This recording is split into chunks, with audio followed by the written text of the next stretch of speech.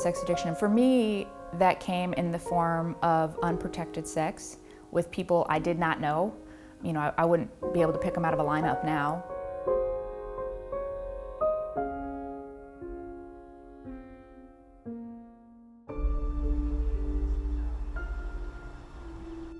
I knew something was wrong with me for years, but I didn't know what it was. I really felt alone and lost, and I became hopeless. Addiction is a genetic brain disease. It's hereditary, passed down through generations. I was born an addict. Every addict is born an addict. It's just whether or not that is going to be triggered into active acting out. For years, Jace struggled with an addiction with no clear understanding of what had caused it. Sex addiction is really confusing for a lot of people, even those of us in it. It has nothing to do with sex. Now that I look back, I can see how gradual it was. In the beginning, that was more like fantasy and masturbation. Mind you, I was like 5. I was imagining like all of my favorite cartoon characters having sex with one another. I didn't understand why at the time. Over the years, pornography played a huge part in my addiction. Infidelity was a big part. I didn't understand boundaries. I had no intimate or emotional connection with sex at all. Later in my addiction, it had to be more dangerous, more risky, more painful. For me, sex almost never felt good. I was using my behavior to not even feel better, but to just be numb from the pain that I was feeling. When I first started having, I guess they're kind of like flashbacks, they were really vague. I knew my dad had gone through abuse. He had told us about abuse in his childhood, physical abuse, emotional abuse. My parents had been divorced my whole life, and I wasn't really in my dad's care until about 4. And then we started going on like vacation to stay at his house. So at first, he would have me watch pornography with him. And then it transitioned to acting out the scenes. You know, like the people on the TV, like it was a cool thing.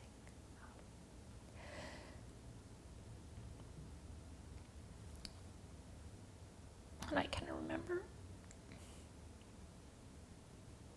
just staring at the door, hoping that the light would turn on, that one of my sisters would come.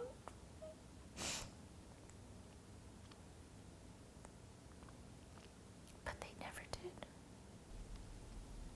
And I don't remember him telling me, but I knew I wasn't allowed to cry either. And so I just had to be there and take it, and I never told anybody. And I would just wake up the next morning and pretend like nothing happened. And it's weird because you think that then I would hate my dad. But kids don't. That's my protector. That's somebody I trusted. And I still loved him. All of that stuff I repressed. The worst part is that when it stopped with no explanation. And so all of a sudden, I was not worthy anymore. I wasn't special anymore. And I'm glad, obviously, that it stopped. But I would spend the rest of my life trying to be worthy again. And I was taught at 5 that my worth came from what someone could take from my body.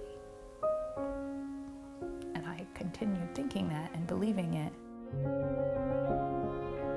I wasn't in healthy relationships. I didn't think I was worth anything.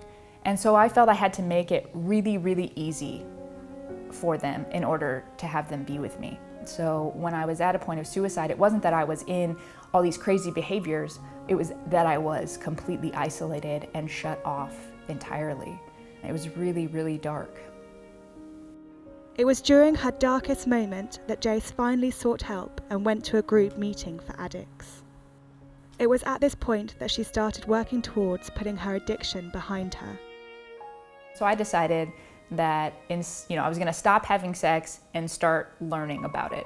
And I figured I probably shouldn't put myself back in that situation until I could do it in a healthy way. So I started my project Suddenly Celibate and spent the next couple of years going around the US and talking to different experts in the field of addiction and specialists in sex addiction, learning a lot about healthy sexuality and everything in between. I am Jace. I am a sex addict. I am imperfect, and I'm proud. And so I initially had a vow of being celibate. It wasn't until after a year of being sober that I started dating William.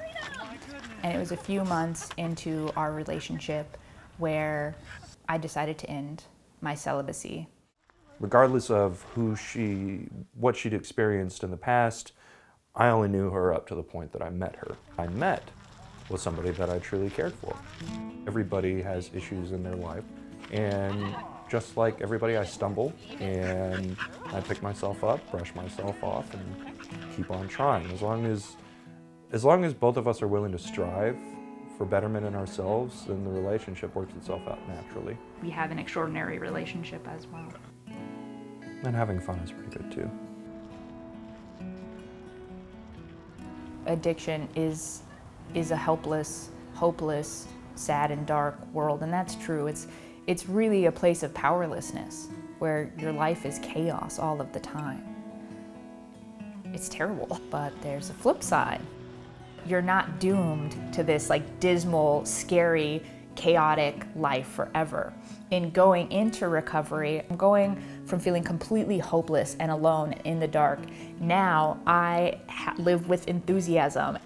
I've come to learn I'm not a terrible person. I'm actually a really good person with a whole lot of stuff I needed to work through. I've recognized that my real passion lies in helping other people get through any type of adversity. Now I work as a self-development coach and help really amazing people who are ready to say, yes, these things have happened. Yes, I made bad choices, or choices were made for me or put on me.